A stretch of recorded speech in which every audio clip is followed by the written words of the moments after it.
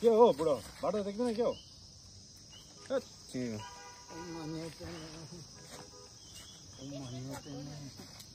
वाजब साथी ल आज घरमा कि मेरो बुवाआमा पनि छैन कि आज वाइल पार्टी गर्नुपर्छ ल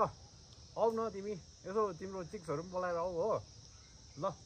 आऊ न हामी पार्टी गर्नु अब बुझहरू त मैले लिइरहेको छु घरमा हो साइडमा लुकाइरहेको छु अब बुवाआमा छैन आऊ न पार्टी गर्नुपर्छ ल ल ल मलाई कल गर न ल आएपछि ल ओके ल ल ल बाई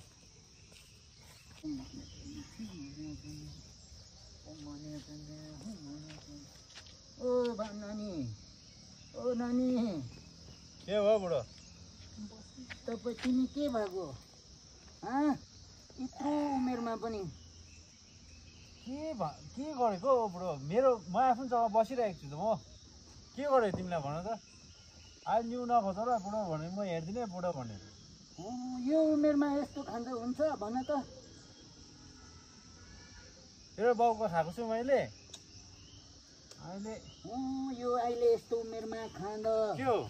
यस्तो उमेरमा खाँदा तिमीलाई माया लाग्दैन बिमार भयो भने आमा बाउलाई कति पिरो होला कति दुःख गरेर पालेको होला भनेको हौ आमा हो भगवान न्यु नखोज ल अहिले खाइरहेको होला अहिले हे भगवान ओम माने प्रेमे यस्तो जो बनायो खै पहिला हामीलाई ठुलो मान्छेले भन्दा पनि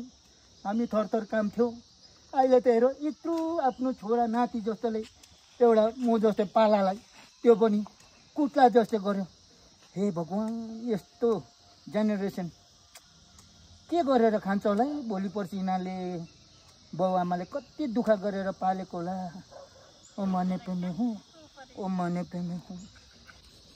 ओ माने प्रेमे हुँ माने प्रेमे ओ माने प्रेमे हुँ आजकलको जेनेरेसनमा यस्तो नानीहरू पनि देख्नु परेको ओ माने प्रेमे ओ माने छोरा राम्रो जानु है पालाले तिम्रो बाउले भोलि पर्सि बिमार भयो भने कसरी हेर्छ होला हो ओ माने प्रेमे हुँ हेर अब पहिला हामीले घरमा पाला आमालाहरू अलिकति ठुलो छोरो हुँदा छोराहरू कुदेर आएर डराउँछ आजकलको चाहिँ यता कुट्ला जस्तै गर्छ ओ माने प्रेमे ओ माने प्रेमे हुँ माने ओ माने प्रेमे हुँ भगवान यो नानी राम्रै पुगोस् है घरमा ओ माने प्रेमे हुँ